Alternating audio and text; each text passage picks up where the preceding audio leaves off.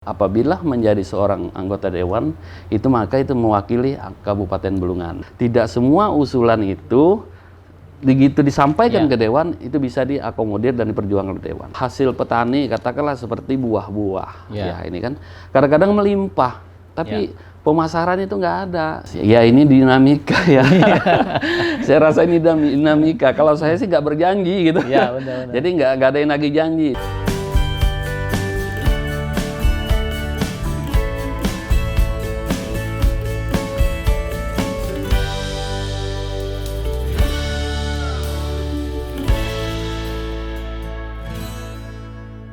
Oke, Assalamualaikum warahmatullahi wabarakatuh. Jumpa lagi di program VIP Room, bincang-bincang dengan tokoh politik, dengan pejabat dan pelaku usaha di Kaltim dan Kaltara. Kali ini kita akan melakukan bincang-bincang dengan Pak Hamka.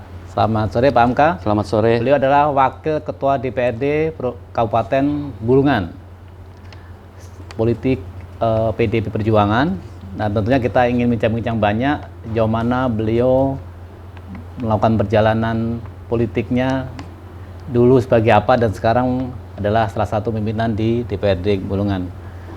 Mungkin bisa diceritakan Pak, perjalanan politiknya, apakah emang dulu darahnya emang darah seorang politisi atau mungkin gimana? Silakan Pak. Baik. Terima kasih Mas Marsono.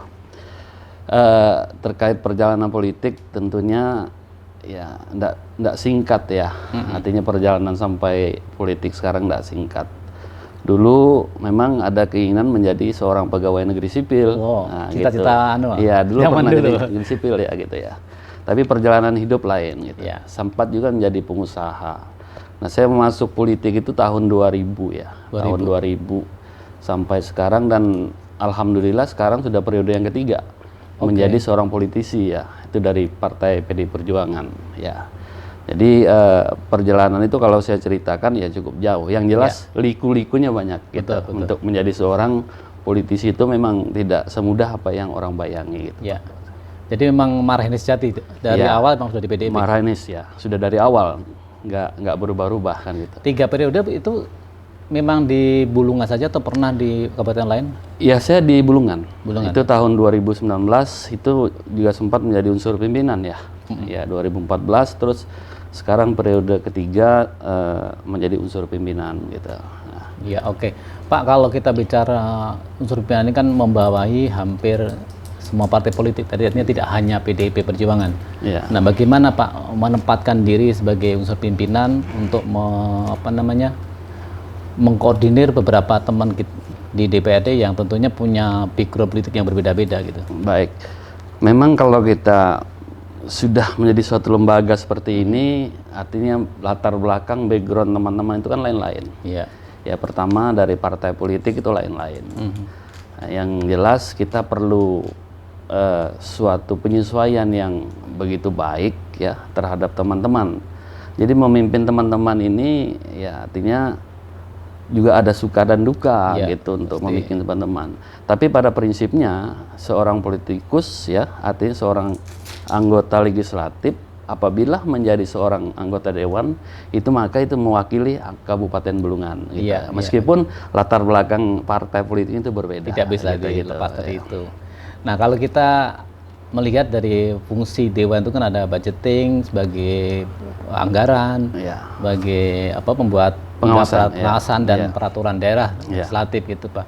Sejauh ini Pak, dengan pengalaman 3 periode ini tentu kan beda-beda pemimpin juga beda-beda bagaimana mengkomunikasikan. Iya.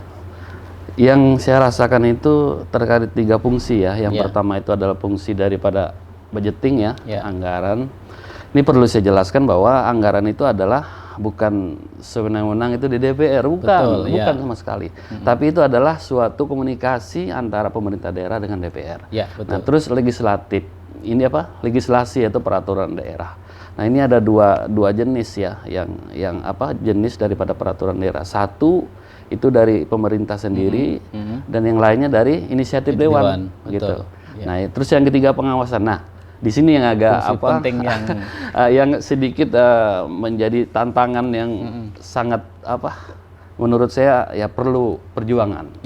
Karena pengawasan ini kita dari segi pengawasan adalah menentukan bahwa yang diawasi ini kan benar-benar baik, jalan sesuai dengan rencana kan gitu oleh pemerintah daerah. Nah ini kita harus menempatkan diri kita sebagai anggota dewan betul-betul bisa mengkondisikan diri bahwa perencanaan yang dilakukan oleh pemerintah daerah itu benar-benar terfokus dan selesai sesuai dengan rencana yang diatur oleh, kalau kepala daerah yang disampaikan tadi kan setiap satu periode itu kan 5 tahun.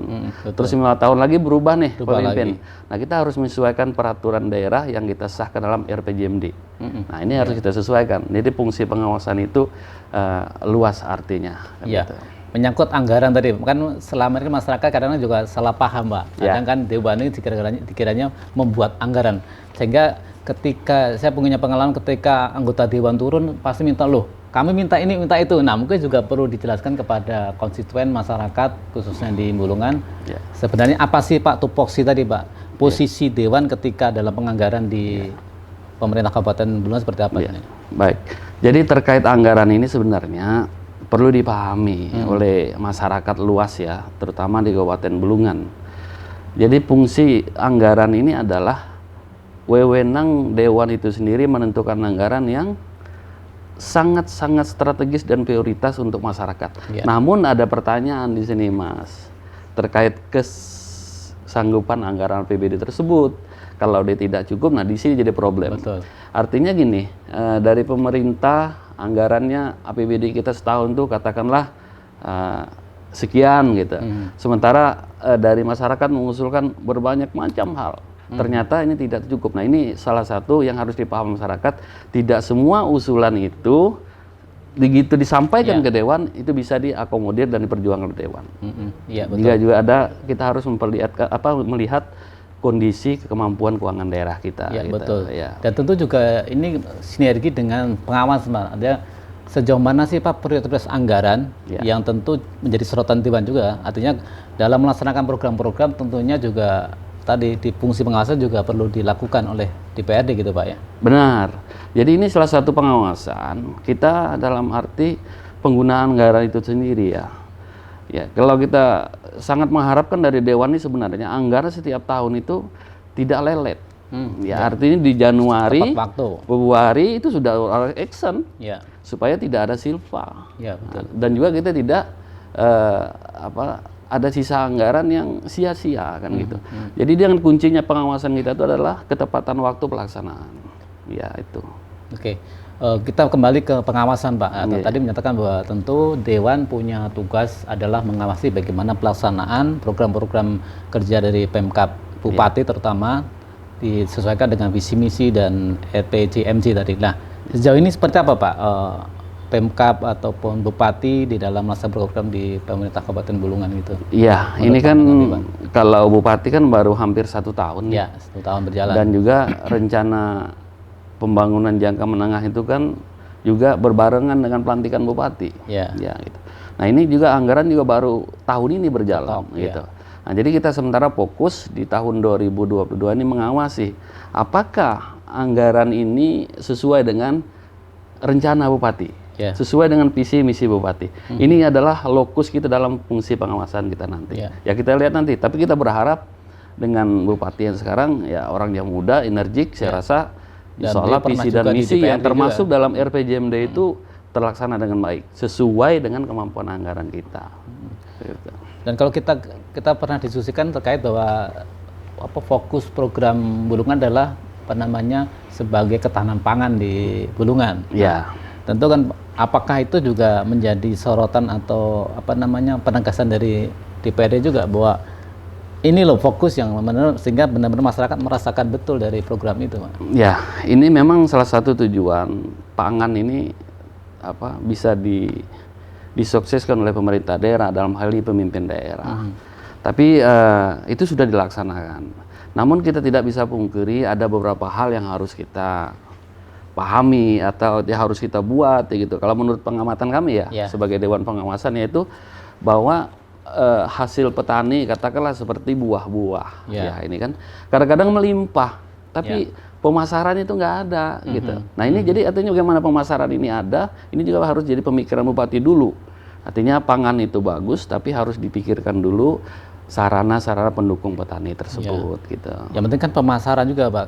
Kalau memang dari potensi padi beras misalnya, kan juga cukup melimpah. Bahkan kemarin disampaikan hampir bisa untuk memenuhi kebutuhan masyarakat Kaltim gitu. Nah, kalau kita melihat ternyata di beberapa minimarket, pasar justru banyak juga beras-beras dari luar yang masuk di Bulungan terutama. Ya.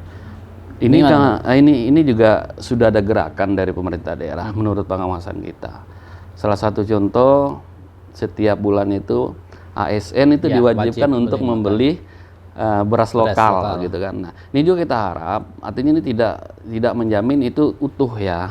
Artinya juga harus ada filter bahwa barang dari luar itu gimana untuk mengatasi supaya tidak banyak masuk ke daerah ini dengan regulasi yang dibuat pemerintah daerah supaya pangan kita ini beras kita ini bisa betul-betul digunakan oleh masyarakat Kabupaten Bulungan gitu kan. Saya rasa ini langkah yang baik diambil oleh Bupati. Yang pertama ASN itu diwajibkan untuk membeli atau mengkonsumsi beras dari produk lokal gitu. Ya. Oke, pahamkan bahwa Bulungan ini kan adalah ibu kota Provinsi Kalimantan Utara. Tentunya kan banyak proyek-proyek mega proyek terutama kan yang ada di Bulungan. Bagaimana legislatif memandang bahwa proyek itu juga bermanfaat bagi masyarakat lokal khususnya di Bulungan gitu, Pak? Baik, ini kan Tanjung Selor ya, ini merupakan muka Provinsi Kalimantan Utara ya. Artinya Tanjung Selor kan ibu kotanya. Nah, artinya gini, dalam penanganan ataupun proyek-proyek yang mega yang besar itu saya rasa untuk yang pertama-tama kali harus kita fokuskan adalah pembangunan muka Tanjung Selor ini. Betul. Ya, karena kita tidak melihat bahwa ini Kalimantan Utara, bukan. Jadi Tanjung Selor ini adalah ibu kota Provinsi Kalimantan Utara. Nah, dan juga ini merupakan suatu tahapan saya rasa. Nanti setelah itu kita berharap dari legislatif ini maupun dengan pemerintah provinsi, artinya bantuan keuangan ya dari provinsi juga dikucur ke kabupaten kota. Karena keberhasilan provinsi tadi, kalau kabupaten ini berhasil, saya rasa provinsi juga berhasil, betul. Gitu. Ya. Artinya kan ini sebenarnya kan jadi keunggulan juga menjadi kelemahan juga. Artinya gini, ketika membangun Bulungan sebenarnya kan membangun Kaltara karena menjadi ibu kota. Nah, tapi kira-kira sudah nggak ada kira-kira harapan untuk ke depan seperti itu, Pak? Ya, kalau menurut kita, pengamatan kita, ini kan sudah banyak hal contoh yang sudah dilakukan pemerintah provinsi ya. Pertama, Polda udah nih, Polda udah gitu kan, terus Korem nih. Nah, mungkin yang lain-lain menyusul. Nah, ini kan kita memaklumi proses itu mungkin ada perlu tahapan-tahapan, waktu dan sebagainya. Oleh karena itu ada beberapa instansi belum sempat dibangun di Kaltara. Tapi kita menyupport itu. Nah, ini merupakan suatu kerjasama yang baik saya rasa antara provinsi sendiri dan kabupaten kota.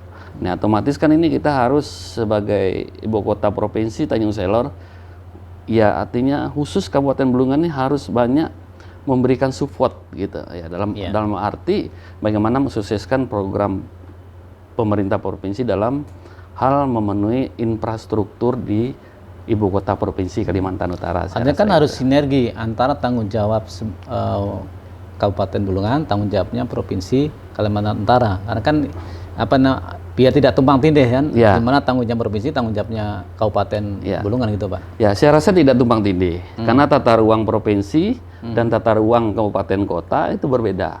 Dan tapi dalam isi yang selaras gitu, dalam satu tujuan, saya rasa tidak akan tumpang tindih. Nah, kalau bicara pelayanan kesehatan, Pak, pelayanan kesehatan pelayanan lainnya, nah kemarin kan sempat juga ramai itu misalkan soal pelayanan kesehatan di rumah sakit umum daerah yang sempat akhirnya Dewan melakukan sidak ke sana. Mungkin secara overall, secara keseluruhan dulu, Pak, bagaimana sih pelayanan kesehatan, pelayanan pendidikan, pelayanan sosial masyarakat di wilayah Kabupaten Bulungan sendiri? Seperti apa, Pak? Baik, sekarang pasien Tanjung Selor ini ya, artinya rumah sakit Tanjung Selor ini rata-rata orang dari luar, bukan dari luar ya, dari desa-desa yang terpencil. Ya, artinya kita menyikapi hal ini dalam hal pelayanan. Ya, kalau menurut mau kita, ya kan, pelayanan kan kadang-kadang dari pihak rumah sakit menanya dulu administrasinya, gitu. Ini apa BPJS, apa ini dan sebagainya, gitu. Ya, kalau menurut kita tangani dulu pasien ini, terus nanti masalah itu bisa dikomunikasikan selanjutnya dengan pihak keluarga, saya rasa. Karena yang diurus ini adalah masalah nyawa saya rasa itu. Ya bukan itu saja sih keluhan masyarakat terhadap rumah sakit. Ya artinya ketepatan daripada datangnya perawat, ya dokter, spesialis dan sebagainya. Nah, pada umumnya intinya bahwa terhadap pelayanan yang dikeluhkan oleh masyarakat. Ya. Artinya kan Dewan begitu tegas ataupun kencang menyuarakan itu kan karena untuk kepentingan masyarakat juga kan, bukan bertanda kutip menyalahkan pihak rumah sakit, tapi bagaimana aspirasi masyarakat yang selama ini mengeluhkan itu yang perlu segera ditangani gitu Pak. Iya, ini serius Mas. Jadi artinya kita udah sampaikan dalam sidang yang resmi ya, dalam sidang paripurna, dan juga terhadap pelayanan ini kita sampaikan resmi di sidang paripurna, dan hampir semua fraksi menyampaikan itu. Nah artinya ini sudah menjadi suatu perhatian khusus ya. Dan ini kita hari itu pun dijawab oleh Bupati bahwa segera akan mengadakan evaluasi terhadap pelayanan rumah sakit. Artinya yang kita harapkan bahwa penyampaian Pak Bupati ini segera untuk ditindaklanjuti dan pelayanan bisa berubah seperti apa yang diharapkan oleh masyarakat Kabupaten Bulungan. Gitu. Iya betul. Harapan masyarakat tentunya juga seperti itu kan, gitu, Pak. Nah kalau bicara masyarakat konstituen nih Pak Hamka mungkin sering juga reses atau turun ke bawah. Nah, ada nggak cerita-cerita yang seru? Apa sih yang banyak dikeluhkan atau yang dibiasakan sering minta ini minta itu gitu Pak? Ya ini ya artinya pertanyaannya juga ya gampang-gampang susah gitu kan. Tapi coba saya berbagi cerita ya. Artinya kalau kita turun ke konstituen katakan daerah pemilihan ya. Katakanlah kita mengadakan reses. Ini kan kita ngundang nih. Nanti dari semua elemen kita undang, tidak memilih lagi siapa yang memilih dan tidak. Jadi semua masyarakat kita undang untuk reses. Reses ini kan dalam rangka untuk menjaring aspirasi masyarakat untuk kita bawakan di legislatif ini untuk diperjuangkan. Nah di sini sering kita sama oleh masyarakat, bahkan dikata wah ini tidak benar nih, kan gitu. Udah gitu sampaikan tapi nggak masuk. Nah persoalannya gini, sama yang saya sampaikan tadi bahwa usulan ini kan banyak gitu kan, usulan ini banyak, tapi kemampuan daerah kita sedikit. Makanya masyarakat ini kan, ya, dan kita memahami itu. Kita memahami bahwa apa yang disampaikan itu harus segera terrealisasi. Tapi kondisi daerah ini, APBD kita sangat terbatas. Tapi kami dalam hal itu tetap mencatat Mas, bahwa ini yang prioritas. Kalau tahun ini nggak masuk, tahun depan akan kita perjuangkan. Kan akan kita komunikasikan dengan pemerintah daerah supaya ini bisa segera diselesaikan seperti air bersih, ya kan gitu, listrik, terus pupuk, ya kan, nah dan pengadaan alat tangkap nelayan, nah ini juga kita menjadi suatu atensi. Pak Amkan termasuk dapil di? Saya dapil 3, itu wilayah Kecamatan Tanjung Palas Tengah dan Tanjung Palas Utara, Sekatak dan Bunyu. Oh, berarti arah ke ada 4 kecamatan ya. Oke. Memang seru Pak. Kadang ini seperti ini terkait juga dengan anggaran tadi kan, masyarakat tuh tahunya kan bahwa Dewan itu punya kewenangan bikin itu, melaksanakan ini, padahal kan banyak proses yang dilalui ya, terutama dengan eksekutif kan gitu. Nah ini juga mungkin memberi pemahaman juga kepada masyarakat bahwa tentu aspirasi tidak akan diabaikan, ya kan, tetap akan ditampung, nanti dibahas di dalam pengusulan di. Ya tetap menjadi atensi kita. Gitu. Nah ini kan juga tentu ya tadi Pak. Banyak hal kan yang masyarakat kadang kan juga tadi menagih janji tanda kutip kan, apalagi saat kampanye kan nanti kan ini itu dan sebagainya. Nah bagaimana Pak untuk tadi memberikan pemahaman kepada masyarakat tuh Pak? Ya ini dinamika ya. Saya rasa ini dinamika. Kalau saya sih nggak berjanji gitu. Benar. Jadi nggak ada yang nagih janji. Cuman ya kita berusaha ya. Artinya daerah pemilihan kita itu supaya terakomodir usulannya, kita selalu koordinasi dengan kecamatan Mas. Kepala desa kan di sana dalam program itu kan ada istilahnya musrenbangdes ya, melalui desa terus kecamatan terus ke kabupaten. Nah itu kita selalu koordinasi yang mana sangat prioritas. Kita ingat bahwa kalau saya itu memang harus kesehatan dulu nih, kesehatan, nah terus baru infrastruktur lainnya, air, listrik. Nah ini juga harus menjadi suatu atensi yang pertama yang harus kita bantu untuk masyarakat. Ini alhamdulillah saat ini ya saya sangat terbantu dengan masyarakat sekarang udah paham gitu ya, udah paham, udah pada pegang media sosial semua gitu. Yang jelas jangan khawatirlah dengan legislatif yang ada sekarang ini, itu semua punya komitmen untuk membantu konstituennya di daerah pemilihannya masing-masing. Gitu. Tapi minimal dengan 3 periode berarti kan kepercayaan masyarakat sudah terbukti kan gitu Pak? Ya. Iya. Oke, menarik juga nih. Dan kalau kita lihat memang sudah banyak juga jalan-jalan baru yang ketika saya lewat sampai di Tanah Tidung itu luar biasa juga perkembangannya Pak. Tadi kalau bicara tadi lika-liku perjalanan politik Pak Hamka, bagaimana kira-kira dukungan atau support keluarga, terutama istri gitu Pak? Ya, kebetulan istri saya itu pengurus partai. Oh gitu. Di PDP juga? Iya, PD Perjuangan gitu kan. Artinya kalau ada masalah ini memang dari awal ya, bukan setelah jadi politik itu baru lapor ke istri, enggak. Memang dari awal itu disupport oleh istri. Sama-sama gitu. Ya. Masalah jadi anggota DPR kan tergantung berapa dukungan orang kan gitu. Cuman dari awal itu didorongan dari istri, keluarga itu menjadi seorang politik, ya. Mudah-mudahan menjadi seorang wakil rakyat, itu memang full dukungan dari keluarga, terutama istri. Istri gitu. Pernah ikut turun ikut mencalek sudah atau sementara belum? Istri selalu saya libatkan, ya karena istri biar tahu artinya bagaimana prosesnya seorang politik. Jadi anggota dewan itu seperti apa, nggak mudah kan gitu. Ya artinya kalau kita memang mau bilang anggota dewan itu enak sih, kalau menurut saya enggak. Gitu. Ya kalau mau tidak kerja ya mungkin enak ya gitu. Tapi kalau kita kembali kepada pemilihan di dapil kita masing-masing, arti kita punya satu tanggung jawab yang harus kita selesaikan, Mas. Ya, artinya gini bahwa kalau hanya pengen jadi sekali mungkin tidak begitu berat, tapi bagaimana jadi anggota dewan bisa ke depan jadi lagi ini kan butuh proses, butuh kepercayaan juga konstituen masyarakat yang memilih kemarin kan gitu Pak. Iya, benar. Memang ini pertanyaan juga agak apa? Ya, dalam pemilihan mau jadi lagi, pasti dalam pemikiran orang apa yang dilakukan nih orang kan gitu kan. Ya. Cuman yang saya lakukan yang pertama ya saya turun ke masyarakat, tanyain apa yang harus kita perjuangkan, itu yang pertama. Nah terus yang kedua saya nggak jarang nginap di rumah konstituen, tapi nggak semua sih ya, kadang-kadang di toko-toko masyarakat saya nginap. Itu kadang-kadang saya gunakan untuk berkomunikasi dengan anak-anak milenial gitu. Kadang-kadang kan milenial ini anak-anak muda dengan petani, dengan nelayan tuh nggak sama aspirasi yang harus kita bawa di lembaga ini gitu. Maka harus kita datangi gitu.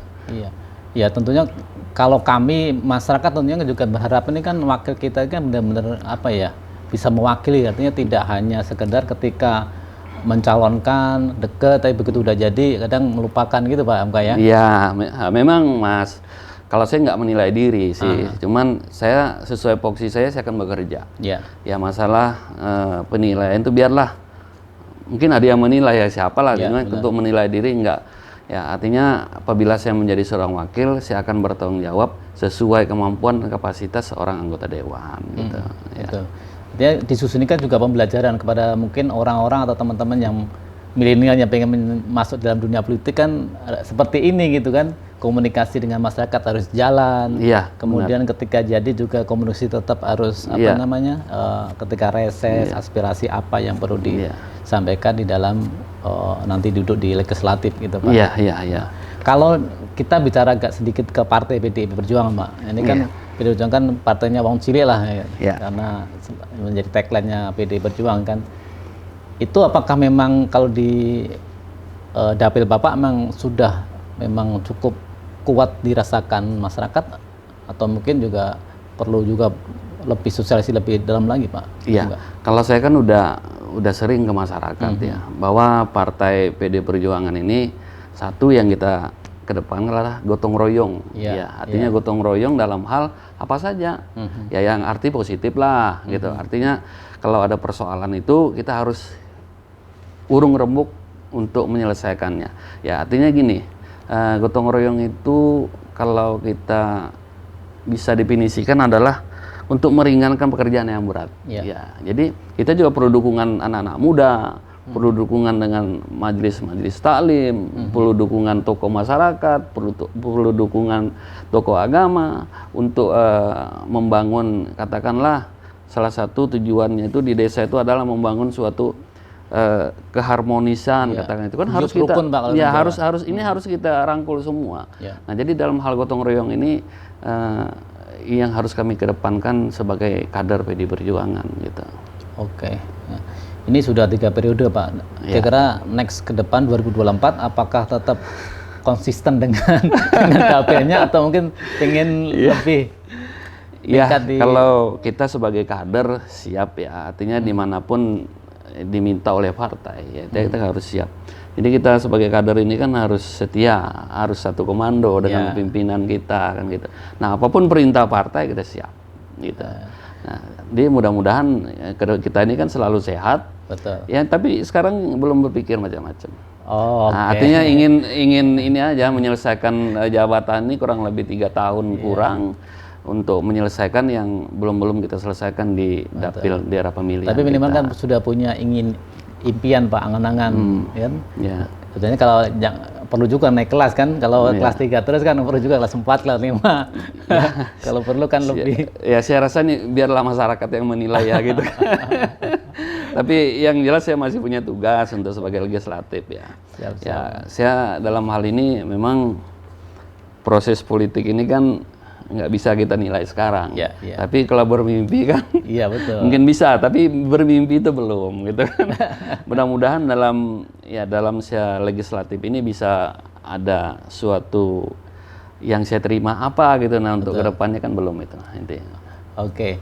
Tribuner, ini sesi terakhir, mungkin ini karena nanti akan tayang di YouTube, Pak. YouTube artinya bisa kapanpun bisa ditonton oleh masyarakat. Nah, kira apa, Pak, yang disampaikan terutama kepada masyarakat Bulungan, khususnya di dapil Bapak? Kira-kira apa sih yang kira akan dilakukan dan perlu disampaikan kepada mereka, Pak? Ya, artinya gini, kita dalam hal ini dalam mensukseskan pembangunan Kabupaten Bulungan secara menyeluruh, saya minta kepada masyarakat Kabupaten Bulungan ya, khususnya daerah pemilihan Dapil 3 itu selalu mendukung program pemerintah. Ya, yang pertama itu, kedua, karena sekarang ini kita masih dalam kondisi varian pandemi COVID-19 ya, tetap menjaga prokes ya, artinya menjaga jarak, memakai masker, dan selalu taat dengan protokol kesehatan dan instruksi dari pemerintah. Gitu. Jadi meskipun sudah level 1 tapi dijaga betul, kalau perlu kita sudah kembali normal lagi gitu, Pak. Ya, ini tadi untuk masyarakat ya. Betul, tapi kalau untuk pemerintah saya menyarankan ini ya, dalam situasi pandemi seperti ini. Segala jenis usaha UMKM itu tetap berjalan. Meskipun dalam jangka ini kan kita tidak bisa mengira ya. Artinya ini bencana ini kapan berakhir kan kita tidak bisa mengira. Nah, artinya kita harus punya. Sementara ekonomi tetap harus jalan. Ya, ekonomi tetap harus jalan. Nah, bagaimana kita harus menjalankan juga prokes juga harus jalan. Nah, jadi dalam dua hal ini harus ada balancing ya, artinya bahwa UMKM jalan, masyarakat bisa berusaha seperti biasa, dan pandemi COVID ini juga kita harus taati supaya cepat hilang dari bumi Teguyun ini kan itu. Betul. Luar biasa, Pak Amka. Artinya bahwa pandemi tetap kita harap segera berlalu, tapi ekonomi juga tetap berjalan. Ya, benar, Mas. Baik. Demikian Tribuner bincang-bincang kami yang luar biasa dengan Pak Amka. Terima kasih waktunya. Tentunya nanti bisa ditonton di YouTube Tribun Kaltim Official, Tribun Kaltara Official, dan tentunya beritanya di tribunkaltara.com dan tribunkaltim.co, dan nanti untuk edisi cetaknya tetap kita masih ada di harian Tribun Kaltim. Baik. Sekali lagi terima kasih Pak Amka atas waktunya. Mohon maaf kalau ada kekurangannya. Kita jumpa lagi di VIP Room dengan tokoh dan edisi yang berbeda. Wassalamualaikum warahmatullahi wabarakatuh. Waalaikumsalam warahmatullahi wabarakatuh.